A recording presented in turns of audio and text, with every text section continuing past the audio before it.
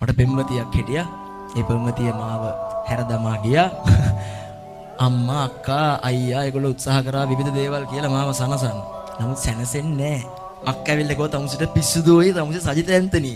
යකෝ මේ ගෑණියෙක් ගියා කියලා අඬන්නේ උඹට තව ගෑනු ගොඩක් හම්බෙයි මූඩෙක් වගේ අඬන්න එපා කියලා මට අක්කා කිව්වා. අම්මා ඇවිල්ලා ගියා අනේ පුතේ බත් ටිකක් කන්න. හරි අඬන්න බත් කන්න අප්පා බත් කන්න නැතුව ඉන්න එපා කියලා මට බෑ මං කන්නේ නැහැ කියලා මං හරි දුකෙන් හරි මෝඩ විදියට හිටියා. කාමරේ ඉන්නකොට රෑ දොරට තට්ටු කරා මං කවුද? තිබ්බා දොර අරපන් අප්පච්චි කිව්වා. අන්න පොඩ්ඩක් කර වුණා. අප්පච්චි ඇවිල්ලා මොකද උනේ? ඩූට් එකක් කෑවා. මං ගියා අප්පච්චි.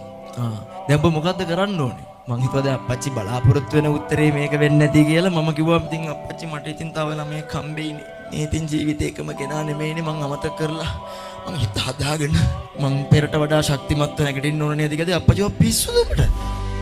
අකෝ මෙච්චර ආදරය කරපු කෙල්ල දාලා ගියාට පස්සේ අඬන්න නැතුව ඉන්න පුළුවන්.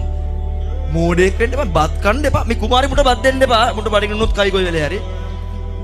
බත් කන්න එපා. උඹ අඬපන්. බණ්ඩපන් ඔබ දුක් වයන් ඔබට ඒ දැනිච්ච කම්පනය ඔබට දැනිච්ච වේදනාව හොඳට මෙනෙහි කරපන්. හැබැයි චූටි පුතා මතක තියාගනි. ඔබට මේ දැනෙන හැඟීම මතක තියාගෙන ලියපන්. ෆිල්ම් බලපන්. ඒ ෆිල්ම් වල අඬන චරිතත් එක්ක තදාත්මීකරණය වෙලා උන් එක්කම අඬපන්. මට පෙම්වතියක් හිටියා.